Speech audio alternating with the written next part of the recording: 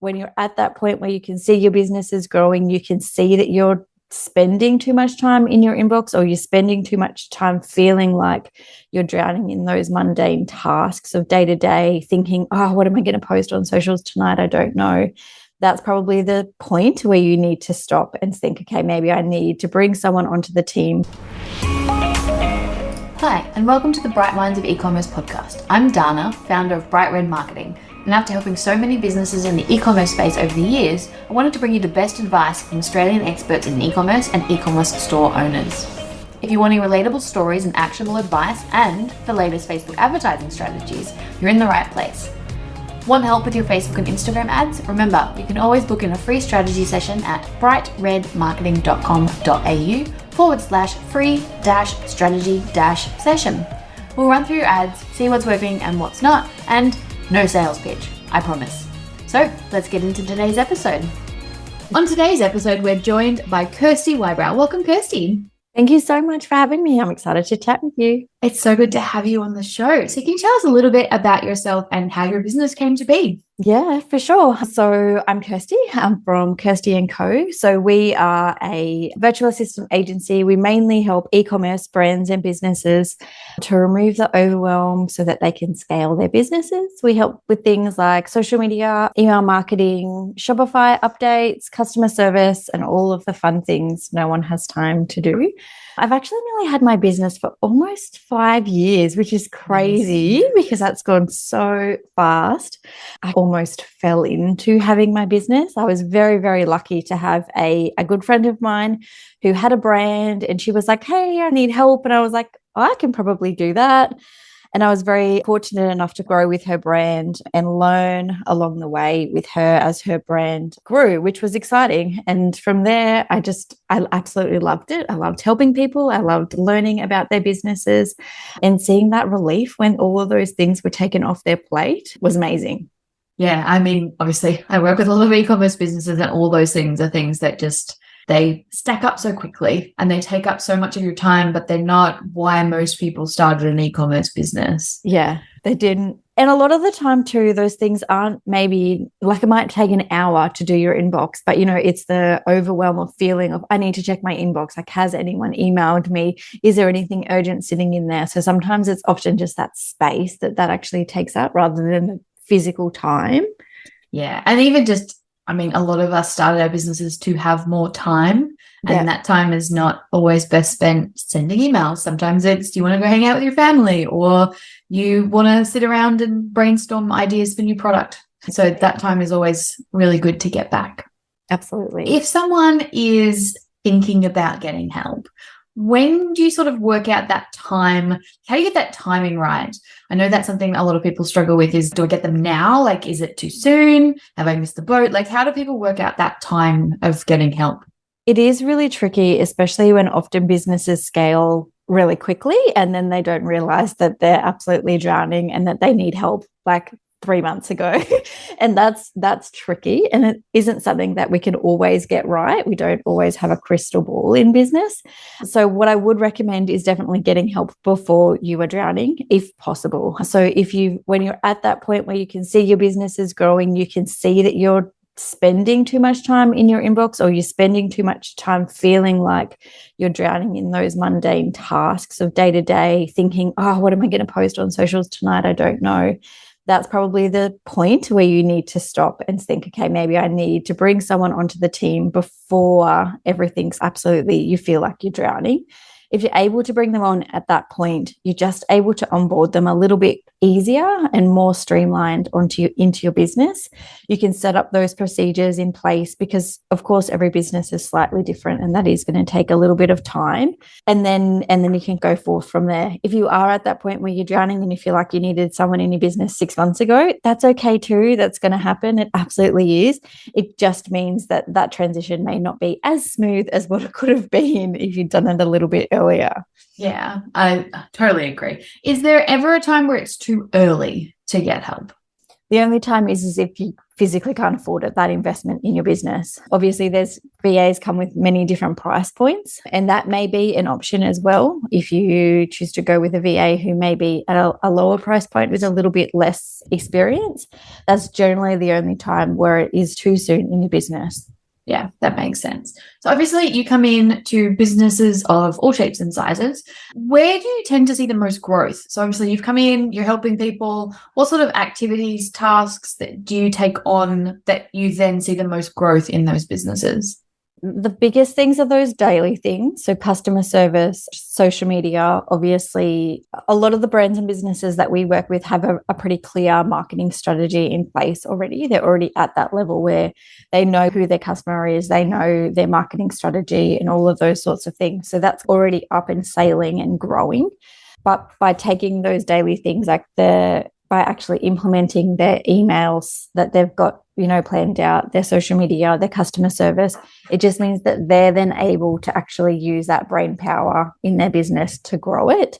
So that might be product development. It might be looking into, adding Facebook ads into their marketing and those sorts of things. And then that's where they're then able to actually grow their business because they've just got that headspace where they're not having to think about those emails. And that sounds really like a funny thing. Just by taking that off someone, it just means that their head's so much clearer to be able to think about, okay, well, what's next for our business?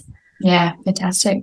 What are some of your favorite systems, tools, or strategies that you implement into other people's businesses that make a big difference? Obviously, we've just talked about some of those things, but in terms of growth, in terms of things that people listening to can actually implement themselves from this call, what are some of those things that you find really make a big difference in terms of those systems and tools? Yeah, so we use Asana, and I will use Asana with our clients to help with our communication back and forth. But what I've found is a lot of clients will then take Asana even further and start actually implementing that into their business. So then they'll have different boards for marketing. They'll have different boards for, product development and all of those sorts of things. And then that's just a place where they can house all of those thoughts that are in their mind.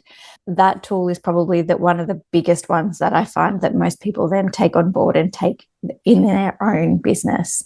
Yeah, I think having that sort of systems and structures can really help. Is there anything else that you find really helps? Most are already using things like social media scheduling platforms. If they're not, unless there are people who are, of course, posting on the fly, actually scheduling out their social media and using a platform like Plan or Planoly. There's many out there, but most I find are already using some form of scheduling platform. The other one is Gorgeous, which I absolutely love for customer service. And that's a big one. If we can get brands and businesses into Gorgeous, that streamlines a lot of their customer service. And I love it. And it's even better than for a team to be able to use. So you're really taking it to the next level, and you're not then needing to check, 3 different inboxes and your DMs on Instagram and your PMs on coming in on Facebook. It's just everything's in one. That's a big one. I can't believe I nearly forgot about the Gorgeous, actually. I love Gorgeous. I've got a merch t-shirt of theirs, and it's the comfiest thing ever. But their software is amazing. They also make great merch t-shirts if you can get your hands on one. But the software is great for that exact reason. I mean, for us, we obviously need our clients to maintain and monitor the comments on their Facebook ads, and Gorgeous lets them do that really easily. There are some other platforms that do similar things, but having that ability to be able to reply to customers quickly, it's all in one place, nothing's getting lost, nothing's getting forgotten, is always a really good thing. Yeah, definitely. I absolutely love Gorgeous. And when you are working with a team, those internal notes are like a godsend, because it means that we can communicate back and forth about different problems, as well as on top of not missing any comments, any DMs, all of the things. It's just all in one place. It's fantastic. Yeah, lovely. You touched on it briefly in terms of the social media posting using schedulers and things. It is something that a lot of business owners do struggle with, even the ones that are planned and organized and have a scheduler. Do you have any tips on how to sort of streamline that, have the content coming through in terms of that content creation and the automation side of things? Yeah, it definitely is tricky to get everything happening. So we plan content out a month in advance, and it's not always possible. Products don't turn up on time and stuff like that. There's always room for movement. We actually just use a Google Doc to plan out all of the content in a month for a month in advance. And then from there, it's then scheduled into those platforms. And I think that that's the easiest way. Even if you do need to move things or products don't turn up on time, or you need to stretch out launch dates, if it's planned out, can see that month done, and you only really need to think about it once a month rather than having to think about it every week or every day. When you've only got to think about it, you can get your head in that headspace of content planning and content creating, and then it's done. You don't need to think about it again. It does take so much more brain space to be thinking about it all the time rather than just getting it done in one hit. I try to remember to get it done in one hit. That doesn't always happen. In terms of the structure of those posts, finding content, those sorts of things, any tips for our listeners? Yeah, it's hard. So we tend to work around 4 content pillars. And I think understanding and knowing those content pillars is really important. And then once you've got those content pillars, you're really just recycling between each. So for product-based businesses, one thing that we always try and concentrate on is obviously educating their audience on their products. What are the questions that are coming into the inbox? What are the, frequently asked questions, that sort of stuff, educating your audience on the products. So that's obviously one. Every post doesn't need to be buy my things. I think that that's something that is very easily too much. Yeah. Sometimes it feels like it needs to be buy my things all of the time, but it really doesn't. The biggest thing also is personal branding, like around working about why did you start your business? Who are you? That those sorts of things is really what's connecting with your audience. So I think once you've got those 4 content pillars kind of mapped out for your brand and business, then you're just recycling through those content pillars. And I think that kind of breaks it down a little bit. I love that. About sort of like streamlining and things. Do you have any other areas of business that you like to sort of streamline or automate that other people can sort of learn from? They're probably really the biggest ones that we use in terms of helping with social media, which we've covered there, customer service. Shopify updates is always going to be a big one, and we really use Asana in terms of that. So for example, for an upcoming launch, we would have a launch template set out that would have all of the steps. So then every single launch, that template is just duplicated over and over and over. There's lots of things that need to be done. Images need to be added, or text needs to be added, all of those sorts of things. And when you've just got that list there in a template that can be ticked off as you go, either as you do it or someone else on your team does it, it just means that that's all being ticked off for each launch, and then you're good to go. What else do we cover? And then email marketing really comes into the same sort of planning as social media. I think the two, and you would probably agree, kind of work hand in hand depending on what's going on in your business at the time. The planning comes together for those. Yeah, I love that. It sounds so common sense to be like, have a checklist for launch, but we have a big client who almost forgot to put the new products online. Yeah, that's a big one. They're a big company. It's not my job. I didn't forget, but it was just something that got missed. There's so many little things that need to be done for a launch, and sometimes you get into the groove of doing each thing, and it's easy to miss something. Yeah, especially when you've done it so many times and you think like you've got it. You're like, yep, I've done this 7,000 times, and it's just that one little step that gets missed, and you're like, yeah. So I think those automated templates in Asana is a really great idea. Yeah, that's cool. Thank you. So what would you say are your top 3 tips for an e-commerce business? I like to ask everyone. No planning on what to say here. Definitely outsourcing help before you need it. You can't do everything on your own. Once your business is at a stage of growth, you can't do everything on your own. So definitely outsourcing and asking for that help, even if it's packers. It doesn't necessarily mean that it is a VA or however it may look. It might even be to begin with packers, because I know that's a huge one for e-commerce brands. So definitely outsourcing and taking on that help when you can. Planning is a big one, I think, definitely, especially in terms of, trying to plan out launches. And then in terms of that, where does that then look? Have you got your social media ads? Have you got your ads happening? Have you got your emails? That's a huge one. Definitely planning. And the other one, Well, I don't know. I think that it's really important to include who you are in your products. And I think that that's your biggest point of difference. So I love seeing, I know when I go to shop with someone, I often land straight onto their About Me page. I want to know who I'm buying from before I'm actually checking out. So I think that that's really important as well. Yeah, I love that. And I've spoken to a lot of people about that lately in terms of you're selling something that probably a lot of other people are selling. Yeah. And people are going to buy from small businesses because they like you.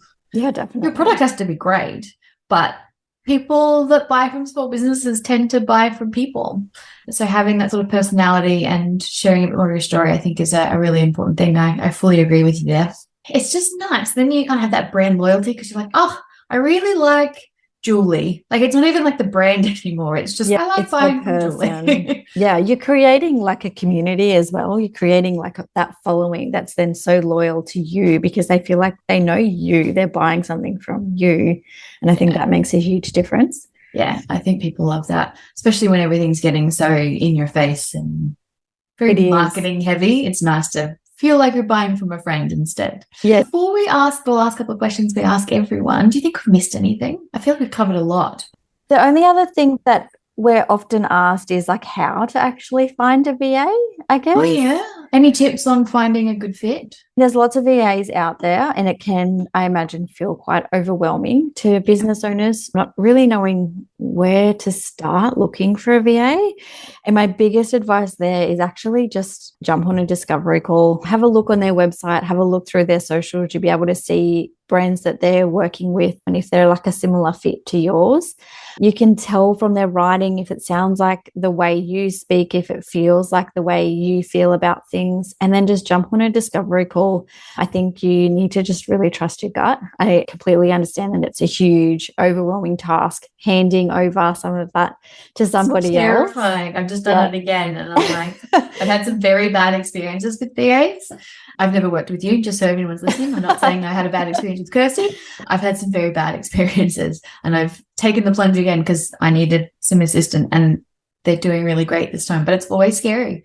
It is super scary. Here's the logins to my entire business. Yeah, exactly. You're handing over a lot. So you really, I think you have to trust your gut and you will get that like often from a call. Like, does this feel like my person? Does this feel like we're on a similar sort of wavelength?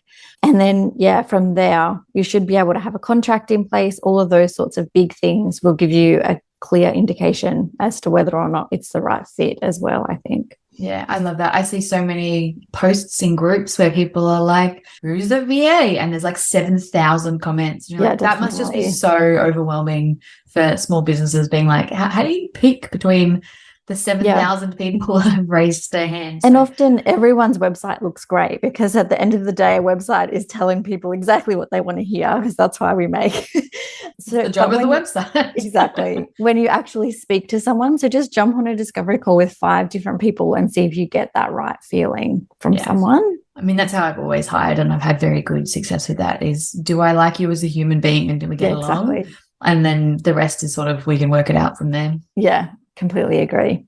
And lovely. All right. Last couple of questions we ask everyone. Do you have any strategies or habits that you follow each day to keep you on track in business? Yeah. So I actually have, this has taken me a long time to get this happening, but I have 2 different checklists that I work off every day. So one is a checklist of things that have to be done, even if my day goes to complete AWOL and nothing's gone right or the kids are sick or whatever. I've got a checklist of things that have to be done. And this is only 3 things. But if my day goes horrible, I know I've done those 3 things and I can be wherever else I need to be. I've got 2 little kids, life doesn't always go as it should. And then I've got a checklist for an ideal day. So it's completely time blocked out. Being completely honest, sometimes I would sit down at my desk, I would pick up my phone and all of a sudden I've been scrolling Instagram for an hour and I've done absolutely nothing. So now I have like a list of things that I sit down, this is what I do first, this is what I do next. And then it's completely planned out for the day so that I can stay on track.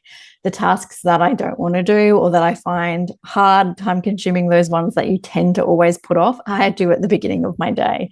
So that means they're done and I can't put them off. And that works really well for me. The other thing I try and do is once a week have what I call a CEO day. And this is working on my business as a service-based provider. It's hard to often, you'll always prioritize client work over your own. And I try and have one day a week, which is just working on my business. I love that. I really like the list, like the 2 lists, because sometimes you just have a bad day and sometimes stuff just goes crazy and nothing can get done.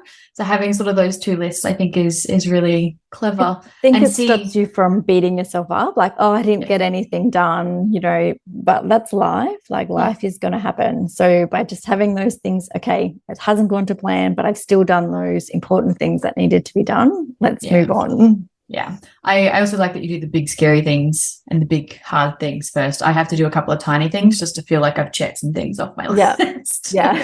But that's the thing. Everyone's different. Do you have a favorite podcast? Oh, it's hard to pick one. Give us the list. I listen to a lot of podcasts that are around a lot of mindful stuff. So Christine Corcoran, I listen to her podcast religiously. I love it. I don't even know what it's called off the top of my head, but Christine Corcoran, and you'll find her from there. I also love Claire Wood's podcast. So she's Money Mindset, and her podcast I find is fantastic and really easy to listen to as well. I do listen to Blossom Media, Chelsea's podcast, regularly as well for e-commerce brands and businesses. That's a good one. And if people want to visit you, what's the best way for them to do that? So I'm usually hanging out on Instagram. My Instagram handle is @Kirsty_Co, or of course my website, which is www.kirstyandco.com. Wonderful. Thank you so much for joining us. Thank you so much for having me. Thanks for listening to the Bright Minds of E-commerce podcast. As always, you'll find the show notes at brightredmarketing.com.au/episode 40. Thanks for listening.